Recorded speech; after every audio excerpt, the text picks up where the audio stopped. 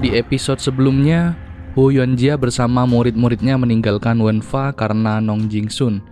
Huo Yuanjia menganggap Jingsun adalah seorang pemberontak dan pengkhianat negara, sehingga Huo Yuanjia tidak ingin lagi berteman dengannya.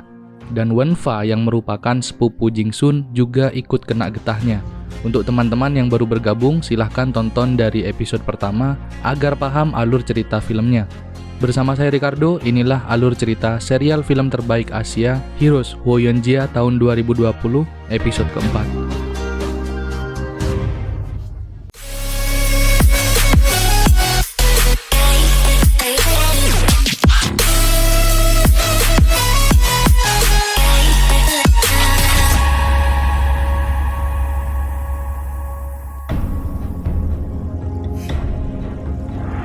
Setelah meninggalkan Wenfa dan Jingsun, Huo Yuanjia dan keempat muridnya menuju ke tembok besar, di mana sang Sifu ini sepertinya ingin mengatakan sesuatu yang serius nih guys. Huo Yuanjia berkata bahwa pemegang bendera pada saat perebutan kepala Wang Wu merupakan posisi paling berbahaya dan paling buron. Oleh karena itu, Huo Yuanjia tidak ingin Wenfa terlibat masalah ke depannya, sehingga dia terpaksa meninggalkannya demi kebaikan Wenfa sendiri. Jadi clear di sini, nggak ada kaitannya dengan perbedaan prinsip dengan Jingsun ya guys. Lalu sang guru menghampiri Zhensheng sebagai murid tertua, dan umurnya sebaya dengan dirinya. Huo Yuanjia meminta Zhensheng untuk pulang ke kampung halamannya. Meski telah bersama-sama sekian lamanya, Zhensheng telah menjadi bagian dari keluarga Huo. Adalah hal yang sangat berat bagi Zhensheng jika harus berpisah dengan gurunya itu. Lalu selanjutnya, Gaoxi, murid yang paling cerdas di antara yang lainnya. Dia juga memiliki keterampilan bela diri yang baik, tetapi Gaoxi adalah murid yang paling keras kepala dan egois juga. Sang guru mengingatkan kalau dia harus lebih menunjukkan rasa hormat jika hidup di tengah-tengah masyarakat nantinya. Selanjutnya adalah Dayo. Dia adalah murid yang paling baperan, tetapi terbaik dalam hal bela diri. Jurus dan gerakan-gerakannya paling top di antara murid-murid lainnya. Dengan kemampuan bela dirinya sekarang, sang guru berkata kalau Dayo tidak akan sulit mendapatkan pekerjaan di luaran sana. Bahkan dia bisa menjadi guru besar nantinya. Dan untuk yang kecil ini, Xiaowu. Sang guru bilang pada ketiga muridnya bahwa siapapun yang bisa menjaga dan merawatnya hingga dewasa, sang guru akan sangat-sangat berterima kasih. Bocil pun menangis tidak ingin berpisah dengan gurunya yang sudah dia anggap seperti ayahnya sendiri. Padahal di sini sang guru tidak ingin melibatkan murid-muridnya pada permasalahan yang sangat serius, yaitu berurusan dengan pemerintah. Karena sudah jelas kalau insiden pengambilan kepala Wang Wu di gerbang Chaoyang kemarin akan memicu konflik yang sangat serius dan nyawa pun akan menjadi taruhannya. Terlebih lagi aparat pemerintah semacam Yingxi yang memegang kendali saat ini. Huo Yuanjia menutup percakapan dengan kalimat, "Sebagai guru kalian, aku seharusnya memberikan masa depan yang baik. Tetapi aku malah membawa kalian kepada masalah ini. Aku telah membuat kesalahan besar dan tidak ingin kalian dipenjara bersamaku. Maafkan aku telah mengecewakan kalian." Suasana haru pun semakin terasa karena Zhensheng tidak mau membiarkan gurunya dipenjara. Dia berkata kalau gurunya dipenjara, dia juga akan ikut menyerahkan diri dan merawat gurunya di sana. Tetapi Huo Yuanjia adalah orang yang bijak, sangat-sangat bijak. Dia tetap meninggalkan murid-muridnya demi masa depan mereka.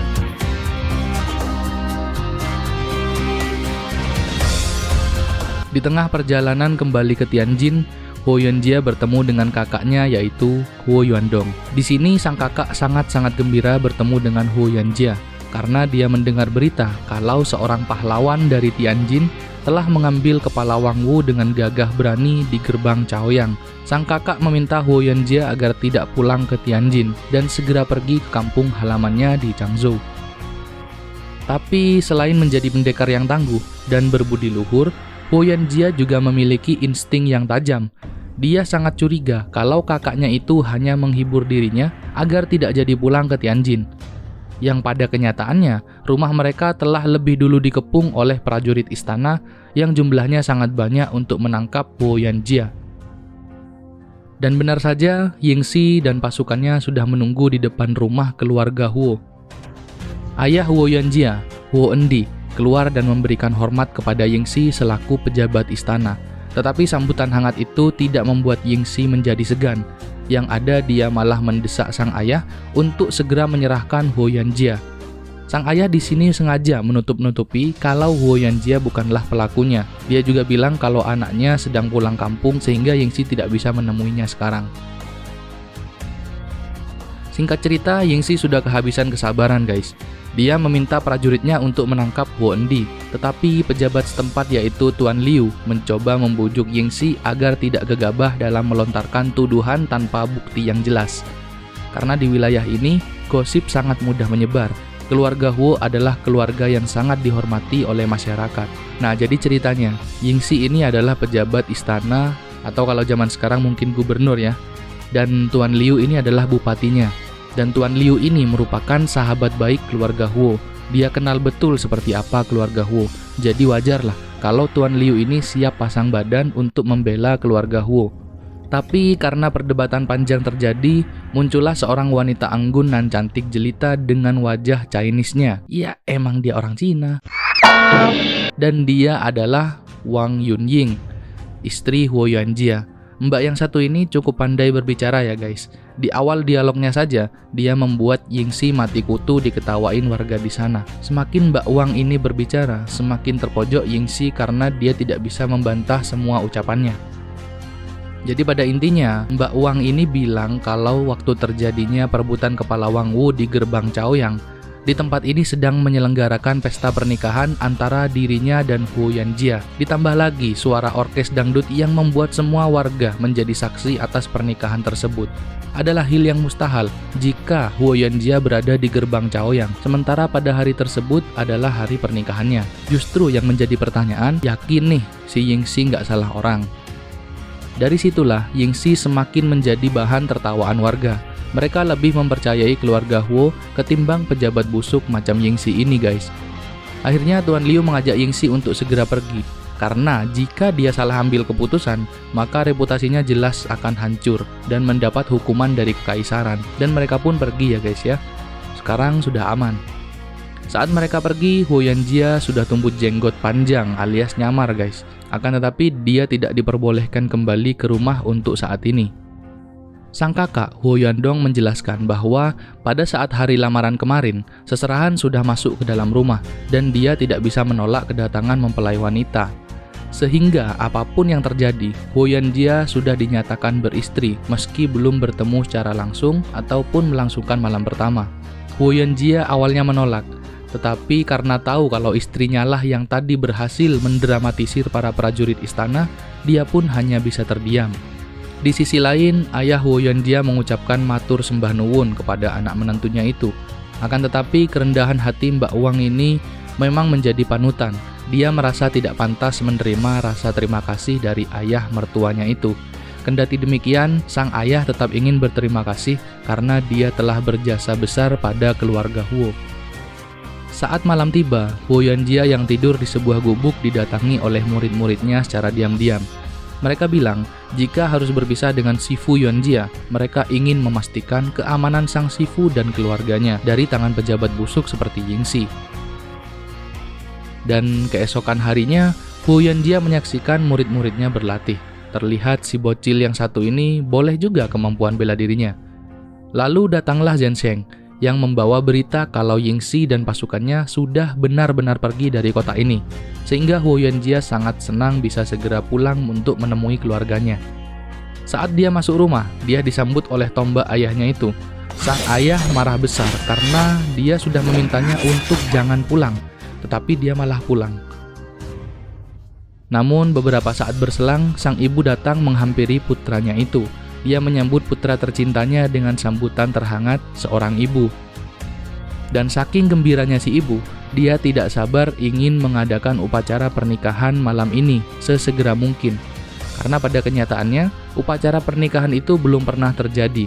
Tetapi mempelai wanita sudah masuk ke dalam rumah, ya jadi agak rumit deh. Dan seperti biasa, Huo Yuanjia dengan kekeh menolak untuk menikah. Entah apa yang ada dalam pikirannya. Dia selalu beralasan A, B, C, sampai Z untuk tidak menikah.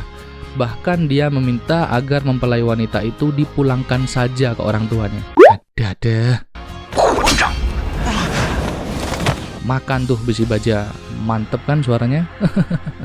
Sang ayah bilang, jika kamu mau jadi anak berbakti, tidak ingin membuatku marah, dan tidak ingin melihat mata ibumu buta, turuti kemauan kami, yaitu menikahlah. Dan inilah momen upacara pernikahan Huo Yuanjia dan Mbak Wang, dihadiri oleh semua anggota keluarga serta para murid-murid di sana. Tetapi upacara ini hanya dilakukan di kalangan internal saja, guys. Tak lama kemudian, datanglah mempelai wanita dengan penutup wajah yang membuat Huo Yuanjia tidak terlalu tahu siapa di balik tirai merah ini, guys.